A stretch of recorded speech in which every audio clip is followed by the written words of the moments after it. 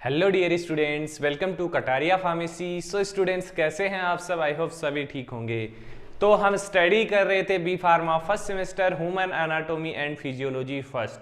आज का हमारा थर्ड लेक्चर है यूनिट फर्स्ट का। इसके अंदर हम स्टार्ट करेंगे हमारा एक मेन टॉपिक जो यूनिट फर्स्ट के अंदर है, वो है हमारा सेल्यूलर लेवल ऑफ ऑर्गेनाइजेशन। मतलब कि इस टॉपिक के अंदर हमें स्टडी करना है, डिटेल स्टडी करना है सेल्स के बारे में। सेल्स क्या होती हैं और सेल डिवीजन क्या होता है, जो भी टॉपिक रिलेटेड है सेल्स से, वो कंप्लीट इस वीडियो लेक्चर में हम देखने वाले हैं। वीडियो लेक्चर थोड़ा लॉन्ग होगा, लेकिन कंप्लीट जो एक टॉपिक है 10 मार्क्स के आने लायक, वो आपको इस वीडियो में कवर होने वाला है। तो वीडियो को एंड तक जरूर देखना, बीच में स्किप मत करना, क्योंकि थोड़ा सा लॉन्ग होगा वीडियो, लेकिन आपको एक जो टॉपिक है कंप्लीट एक ही लेक्चर के अंदर समझ में आ जाएगा। तो बने रहिए हमारे साथ। अगर आप चैनल पे न्यू है तो चैनल को सब्सक्राइब जरूर कर ले, अपने दोस्तों को भी शेयर कर सकते हैं। कुछ टॉपिक्स में पॉइंट वाइज समझाऊंगा, तो उनको आप नोट्स में देख सकते हैं। हमारे नोट्स के लिए आप टेलीग्राम ग्रुप ज्वाइन कर सकते हैं। वीडियो के डिस्क्रिप्शन में आपको टेलीग्राम ग्रुप मिल जाएगा। तो स्टार्ट करते हैं, ज्यादा टाइम नहीं लेंगे क्योंकि लेक्चर थोड़ा लॉन्ग होने वाला है। तो सेल्यूलर लेवल ऑफ ऑर्गेनाइजेशन, अब हमने ह्यूमन एनाटॉमी एंड स्टार्ट किए, तो हमने फर्स्ट लेक्चर में ही आई थिंक देखा था जो लेवल ऑफ स्ट्रक्चरल ऑर्गेनाइजेशन, उसमें देखा था कि एक जो सेल है वो एक मैक्रोमोलिक्यूल एटम इनसे मिलके बनी हुई होती है। देन सेल के बाद भी आगे प्रोसेस होती रहती है, ऑर्गन्स बनते हैं और बॉडी बनती है कंप्लीट, फिर स्पीसीज बनते हैं, ऐसे ऐसे करके ये एक साइकिल होता है।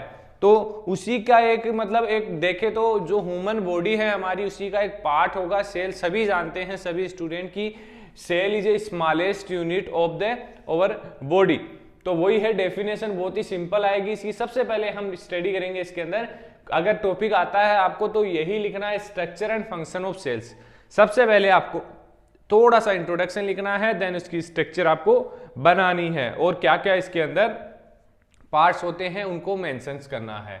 A cell is the smallest structure and functional unit of living body. सभी को पता है, इसको ज्यादा बताने की जरूरत नहीं है। Discovered by Robert Hooke. Robert Hooke ने डिस्कवर्ड किया था सेल थ्योरी जो थी, वो बेसिकली रॉबर्ट हुक ने ही बताया था। साइंटिस्ट का नाम आपको याद रखना ही है, क्योंकि ये मेन अपने एग्जाम के अलावा कॉम्पिटिटिव एग्जाम्स में भी पूछा जाता है। All living organism made by cell and its component. सभी को पता है लिविंग ऑर्गेनिज्म है तो सेल और इसके कंपोनेंट से ही मिलकर बना हुआ होता है।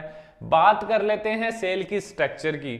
अब यहाँ पर अब देखिए 10th और 12th क्लास में हम स्टडी करते हैं प्लांट और ह्यूमन सेल्स दोनों को कंबाइन करके ही स्टडी करते हैं, लेकिन यहाँ पे हमें दे रखा है सिर्फ ह्यूमन सेल्स के बारे में स्टडी करना है।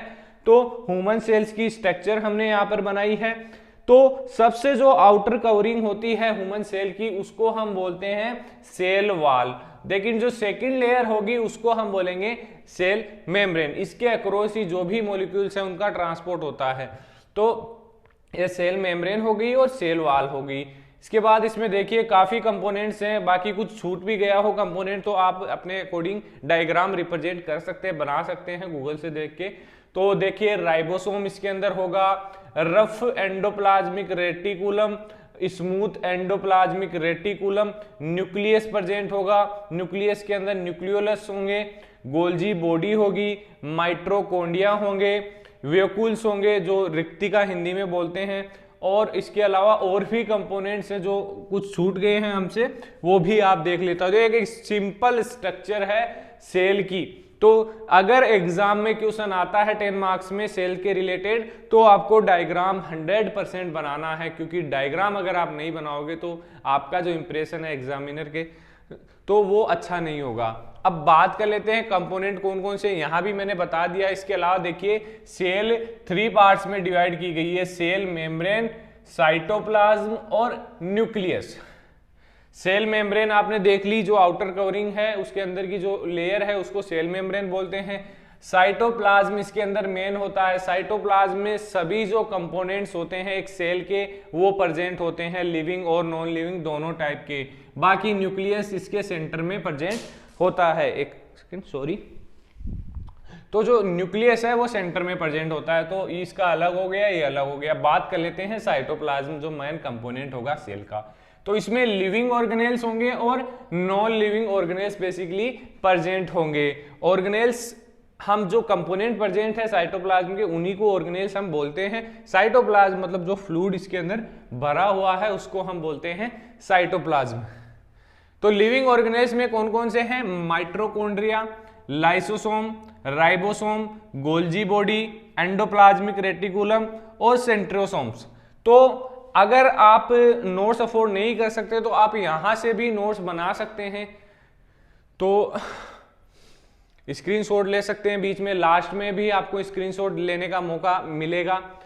नॉन लिविंग में देखिए प्रोटीन हो गया, carbohydrate, lipid, fat, enzyme, hormones and water, these are the non living organelles present in the cell के cytoplasm, present in cell cytoplasm.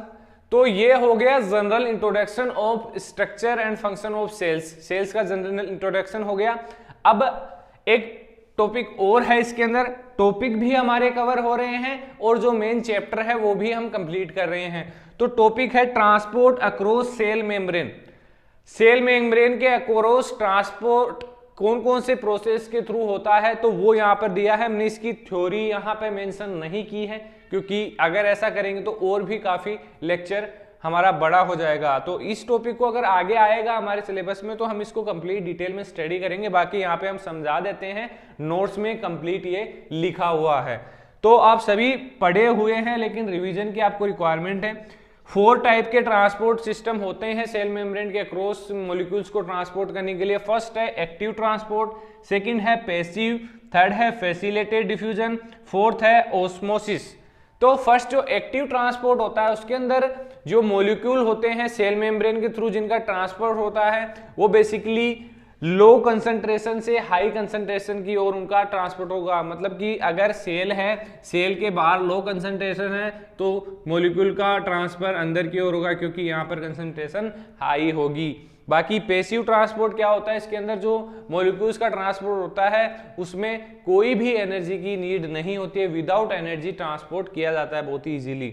Facilitated diffusion भी एक पार्ट है पैसिव डिफ्यूजन का ही, इसमें ये भी सेम होता है पैसिव ट्रांसपोर्ट की तरह ही।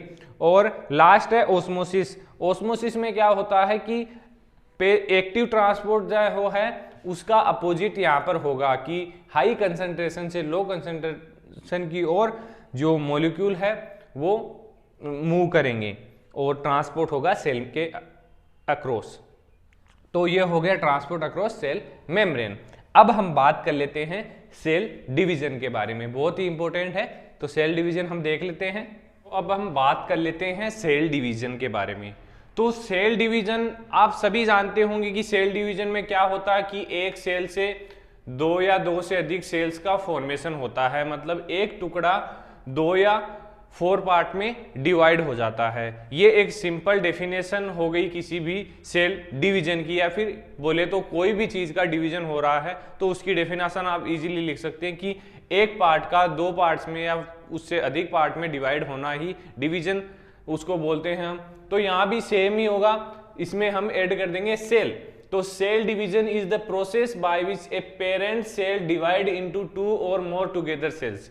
कि एक पेरेंट सेल होगी जो 1 पार्ट से 2 या 2 से अधिक टुगेदर सेल्स में कन्वर्ट हो जाएगी, उसको हम बोलेंगे सेल डिवीजन। तो डेफिनेशन इजी है, इजीली आपको समझ में आ गई होगी डेफिनेशन। अब cell division usually occur as part of a larger cell cycle. There are 2 type of cell division. अब जो सेल डिवीजन होता है ह्यूमंस के अंदर, प्लांट्स के अंदर और भी जो स्पीसीज होते हैं उनके अंदर सेल डिवीजन होता है, सबकी प्रोसेस अलग अलग होती है। तो बेसिकली सेल डिवीजन को 2 टाइप्स में डिवाइड किया गया है। फर्स्ट है मीटोसिस और सेकंड है मियोसिस। तो माइटोसिस और मियोसिस दोनों ही हम यहाँ पर देखने वाले हैं। तो पहले जान लेते हैं इसमें डिफरेंस क्या है। तो ये जो डिवीजन है वो सोमेटिक सेल डिवीजन है। Somatic cell division, somatic cell division का मतलब क्या होता है, इसके अंदर बेसिकली 43 क्रोमोसोम्स बेसिकली प्रेजेंट होते हैं, 43। और इसके अंदर क्या होगा, ये रिप्रोडक्टिव सेल डिवीजन होने वाला होता है, क्योंकि इसमें जो रिप्रोडक्टिव गेमेट्स होते हैं वो ही उन्हीं का डिवीजन होता है और वो रिप्रोडक्शन के लिए रिक्वायरमेंट उनकी होती है। यहाँ पर ये जो बेसिकली एसेक्सुअल रिप्रोडक्शन होता है उसके अंदर बेसिकली माइटोसिस देखने को मिलता है। माइटोसिस में क्या होता है कि एक पेरेंट सेल बेसिकली 2 पार्ट्स में 2 टुगेदर सेल्स में ही डिवाइड होती है, 4 में डिवाइड नहीं होती है, और इनके अंदर क्रोमोसोम प्रेजेंट होते हैं 43। तो इसके अंदर अपोजिट होगा बिल्कुल भी। मियोसिस बेसिकली रिप्रोडक्ट मतलब जो गेमेट्स हैं उनका डिवीजन इसके अंदर होगा, और गेमेट बेसिकली 1 सेल से 4 सेल में कन्वर्ट होते हैं। तो जो गेमेट्स होगा वो 2 टुगेदर सेल बनाएगा, देन उससे 4 टुगेदर सेल बनाएगा। ये से ही हमारी जो लाइफ साइकिल है, हमारा प्रोसेस है बॉडी का, ऑर्गन फॉर्मेशंस का, वो इसी सेल डिवीजन के थ्रू होता है, मियोसिस के थ्रू। तो आई होप ये जो सेल डिवीजन था, माइटोसिस मियोसिस, दोनों आपको समझ में आया होगा। ज्यादा डीपली जाने की जरूरत नहीं है। अगर आपने सेल डिवीजन की डेफिनेशन लिख दी, माइटोसिस को डिस्क्राइब कर दिया, अब मैंने यहाँ पे फ्लो चार्ट बनाया है, आपको इसकी थ्योरी भी लिखनी है, देन मियोसिस को आपने डिस्क्राइब कर दिया, इसकी थ्योरी आपको लिखनी है, तो काफी लंबा क्वेश्चन आपका हो जाएगा। बात कर लेते हैं, टॉपिक दे रखा है general principles of cell communication. अब सेल कम्युनिकेशन क्या होता है कि अब बॉडी के अंदर काफी सेल्स हैं। अब ये सेल ये तो है नहीं कि अलग अलग अपना काम कर रही हैं, काम तो अलग अलग है, लेकिन ये एक दूसरे से इंटरकनेक्टेड होती है, क्योंकि इन्हें एक दूसरे की आवश्यकता पड़ती है, एक दूसरे की हेल्प ये करती रहती हैं। तो उसको हम बोलते हैं, मतलब ट्रांसपोर्ट ऑफ कोई भी मटेरियल का ट्रांसपोर्ट अक्रॉस सेल मेम्ब्रेन हो रहा है तो उसको हम बोलेंगे सेल सिग्नलिंग या cell communication. Cell to cell communication is absolutely essential for multicellular organism. जो मल्टी सेलुलर ऑर्गेनिज्म, मान लीजिए ह्यूमन, अपन मल्टी सेलुलर ऑर्गेनिज्म, हमारे अंदर काफी संख्या में सेल्स प्रेजेंट हैं, multicellular organism, and it's also important for many unicellular organism. Unicellular का मतलब एक या एक से अधिक जो सेल्स होती हैं उनके लिए बहुत ही इंपॉर्टेंट होता है cell through cell communication. Cell must communicate to coordinate their activities. अपनी एक्टिविटीज को कोऑर्डिनेट करने के लिए सेल एक दूसरे से कम्युनिकेट करती है। Biologist have discussed some universal mechanism of cellular regulation involving the same small set of cell signalling. कुछ बायोलॉजिस्ट ने मैकेनिज्म आइडेंटिफाई किए हैं, डिस्कवर किए हैं cell signalling mechanism. Signalling mechanism का एक सेपरेट वीडियोस हम आगे लेक्चर में देखने वाले हैं। अगले लेक्चर में सेल सिग्नलिंग के बारे में ही डिस्कस करेंगे हम।